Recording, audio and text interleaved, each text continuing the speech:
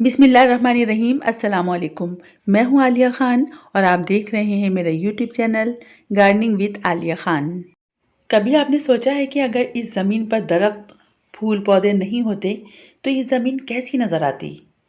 किसी रेगिस्तान में जाकर देखा जाए जहां हरियाली के नाम पर कोई झाड़ी भी ना हो, ऐसी जगह पर खूबसूरती और रौनक बिल्कुल भी नहीं होगी। कायनात में रंग फूलों के रंगों से ही हैं, इनसे ही कायनात में हुस्न है। दरख्त छोटे हों या बड़े, सब पौधे अपनी जगह अहमियत रखते हैं। आज हम बहुत से माहौलियाती मसाइल से दो चार हैं। कुदरती आफात, सैलाब, तूफ़ान, ज़लज़ले ज़िंदगी की काया ही पलट देते हैं। कुदरत ने माहौल और आब हवा में एक तवाज़ुन कायम किया है। जब भी तवाज़ुन बिगड़ता है तो कुर्रे अर्ज़ पर तबाही आती है। यहाँ पर रहने वाले हर शख्स का फ़र्ज़ है कि वो इस तवाज़ुन को कायम करने की हर मुमकिन कोशिश करे, क्योंकि इस तवाज़ुन के बिगड़ने के ज़िम्मेदार हम इंसान ही हैं और इस तवाज़ुन के बिगड़ने के नतीजे में नुकसान भी इंसान का ही है और इस नुकसान को रोकने की ज़िम्मेदारी भी इंसान पर ही है। दुनिया के बेशतर ममालिक में बढ़ता हुआ दर्जे हरारत और पानी की कमी जैसे दो मसाइल भी मसला बनते जा रहे हैं और इन तमाम मसाइल की वजह दरख्तों की कमी है। दरख्तों की कमी से जहाँ माहौलियाती आलूदगी बढ़ती जा रही है, वहाँ और भी मसाइल पैदा होते जा रहे हैं। मसाइल का एक हल जो हम सबके अख्तियार में है वो शजरकारी है। ज़िंदगी की बका के लिए शजरकारी बहुत ज़रूरी है। इस कायनात की हिफाजत और मौसमियाती हालात से महफूज रहने के लिए हमें ज़्यादा से ज़्यादा शजरकारी करना है। एक छोटा पौधा भी माहौल के लिए उतना ही कारआमद है जितना कि एक बड़ा दरख्त। पाकिस्तान में दरख्त लगाने का बेहतरीन वक्त फरवरी, मार्च और अगस्त सितंबर के महीने हैं, यानी मौसम बहार और मौसम बरसात शजरकारी के लिए बेहतरीन ख्याल किए जाते हैं। शजरकारी करते हुए ये ख्याल रखना भी ज़रूरी है कि हमें ये मालूम होना चाहिए कि हमें कौन से दरख्त लगाना है। एक ही किस्म के दरख्त ना लगाए जाएं, बल्कि मुख्तलिफ अक़साम के दरख्त लगाए जाएं और कोशिश की जाए कि जिस इलाके में जो दरख्त बहुत अच्छी तरह नशोनुमा करता हो, उसको वहाँ पर ही लगाया जाए। किसी भी इलाके या ज़मीन पर उसके आबाई दरख्त या नेटिव ट्री का होना बहुत ज़रूरी है। आबाई दरख्त कुदरती तौर पर किसी भी ज़मीन में उगते हैं, उन्हें कहीं से लाकर नहीं लगाया जाता। ये मुकामी आबो हवा और वहाँ की मिट्टी के मुताबिक होते हैं। बायोडायवर्सिटी के लिए आबाई दरख्तों की बहुत अहमियत है। बकाइन, पीपल, बरगद, लेसोड़ा, मोरिंगा, बेर, बादाम, जंगल जलेबी जैसे दरख्त बर्र-ए-सग़ीर के आबाई दरख्त हैं। कुछ दरख्त जो दूसरे ममालिक से लाए गए जैसे नीम, कीकर, गुलमोहर, ये अब यहाँ की फ़िज़ा में रच बस गए हैं और इन्हें भी लोग आबाई दरख्त समझने लगे हैं। इन दरख्तों के अलावा भी और बहुत से दरख्त हैं जो बर्र-ए-सग़ीर के आबाई दरख्त हैं। इनमें कुछ फूलों वाले दरख्त हैं, कुछ फलों के दरख्त हैं और कुछ सायादार दरख्त हैं। अब देखते हैं कि पाकिस्तान के किस इलाके में कौन से दरख्त लगाए जाएं जो आसानी से अच्छी तरह नशोनुमा कर सकें। सबसे पहले पंजाब के सूबे को देखते हैं। पंजाब में जनूबी पंजाब की आबो हवा ज़्यादातर खुश्क है, इसलिए यहाँ खुश्क आबो हवा को बर्दाश्त करने वाले दरख्त लगाए जाएं, जैसे बेर, सुहाजना, कीकर, फलाई, खजूर, वन, जन और आम के दरख्त मुनासिब हैं। इसके अलावा अगर वस्ती पंजाब को देखा जाए तो वो नहरी इलाका है और यहाँ पर अमलताज, शीशम, जामन, शहतूत, संबल, पीपल, बकाइन, अर्जुन और लहसोड़ा लगाना ज़्यादा बेहतर है। शुमाली पंजाब को देखा जाए तो वहाँ पर कचनार, फलाई, अखरोट, बादाम, देवदार और ओक के दरख्त लगाए जाएं। इस्लामाबाद और पोठोहार में पॉपुलर, कचनार, बेरी, जैतून और चनार के दरख्त लगाना ज़्यादा मुनासिब है। कराची में भी मुख्तलिफ अक़साम के दरख्त बेहतरीन नशोनुमा करते हैं, जिनमें कुछ फूलों वाले दरख्त हैं, कुछ फलों वाले दरख्त हैं, कुछ सायादार दरख्त हैं। फूलों वाले दरख्तों में अमलतास, कचनार, चंपा, बोतल बुर्ज, रेडगम, कैलेंड्रा, तबूबिया, तोतापरी, हार सिंगार, गुलमोहर और दूसरे फूलों वाले दरख्त शामिल हैं।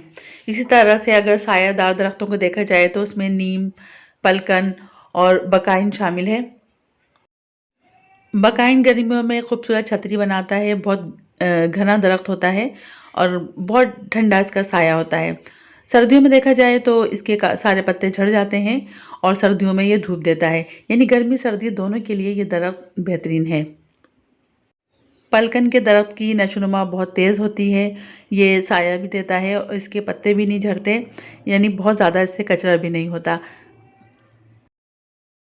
इकेशिया गर्मी में फूलों से भरा हुआ सायादार दरख्त है। एक और दरख्त जैकरेंडा, जिसको टर्मिनेरिया के साथ लगाएं। जैकरेंडा भी गर्मी में फूल देता है। तबूबिया पर ढेर सारे फूलों का ढेर होता है और बहुत खूबसूरत नज़र आता है। फल वाले दरख्तों में जामुन का साया ठंडा होता है। एक और दरख्त कचनार, जो कि सफ़ेद फूल देता है, जो ये फूल खाने पकाने में भी इस्तेमाल किए जाते हैं। अंदरूनी सिंध में देखा जाए तो वहाँ पर कीकर, बेरी, फलाई, सुहाजना और ऑस्ट्रेलियन कीकर लगाए जाए। बलूचिस्तान ज़ियारत में सनोबर के दरख्त लगाए जाते हैं। ज़ियारत में सनोबर का कदीम जंगल भी मौजूद है। ज़ियारत के अलावा बलूचिस्तान के दूसरे पहाड़ी इलाकों में बड़, चिलगोज़ा, ओलिव लगाए जाएं। इसके अलावा केपीके में शीशम, देवदार, पॉपुलर, मलबेरी, चनार और पाइन ट्री लगाए जाए। अपना काम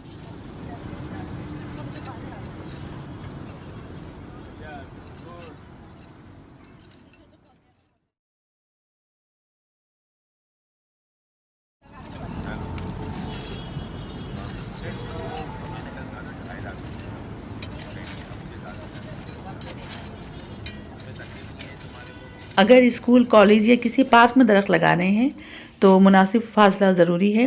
दरख्त के दरमियान, पौधों के दरमियान 10 से 15 फीट का फासला ज़रूरी है, क्योंकि दरख्त जब बड़ा होता है तो ऊपर से भी उसको जगह स्पेस चाहिए होती है और नीचे जड़ों को भी स्पेस चाहिए होती है।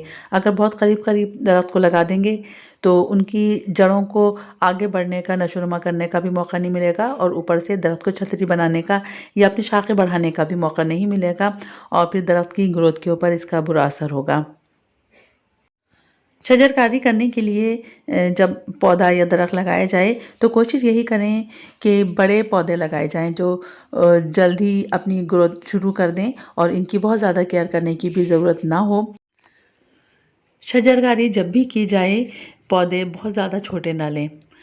अगर छोटा पौधा लेंगे तो ज़ाहिर है उसकी देखभाल मुस्तकिल करना पड़ेगी, और अगर हम बड़े पौधे लेंगे तो उनकी देखभाल की इतनी ज़रूरत नहीं होती। बहुत जल्दी पौधा ज़मीन में अपनी जगह बना लेता है और पौधे को बहुत ज़्यादा पानी की भी ज़रूरत नहीं होती, फिर खाद की भी ज़रूरत नहीं होती। हम एक बार ही अगर पौधा लगाते हुए सही तरह से उसे खाद दे दें तो तकरीबन 1 से 2 साल तक उसे मज़ीद खाद की ज़रूरत नहीं होगी। उसका तरीका ये है कि जब भी पौधा लगाएं 1.5 से 2 फीट चौड़ा और उतना ही गहरा गड्ढा खोदें।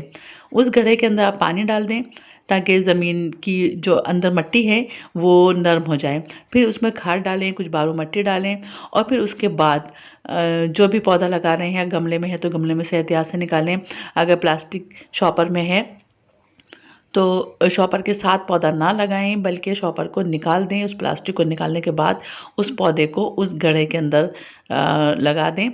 ये गड्ढा इस पौधे का घर है, इस पौधे की जड़ें इस गड्ढे के अंदर ही रहेंगी। इसीलिए हम इसमें पहले खाद मिट्टी डालेंगे और इसमें पानी भी डाल दें। खाद मिट्टी डालने से पहले भी इसमें कुछ पानी डालें, उसके बाद भी इसमें पानी डालें, क्योंकि जब हम पौधा लगा देंगे और उसमें मिट्टी डाल देंगे, उसके ऊपर जब हम पानी डालेंगे तो इतनी तेज़ी के साथ जड़ों तक पानी नहीं पहुँचेगा।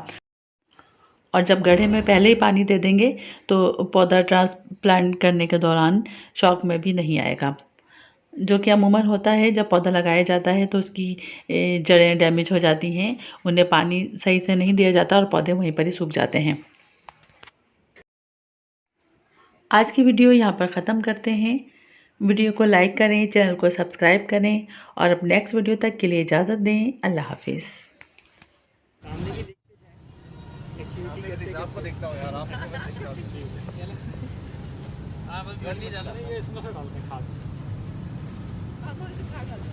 दुनिया में जिसके चर्चे होते हैं उसका पौधा हम लगा रहे हैं और इंशाल्लाह मुझे उम्मीद है कि अगले 5 साल में, ये 2 साल जब भी आम आए तो सबसे पहले सबसे पहले मैं यहाँ आम आगे खाऊंगा। जब आप दोबारा आएंगे आप पक्की कर लेंगे। इंशाल्लाह।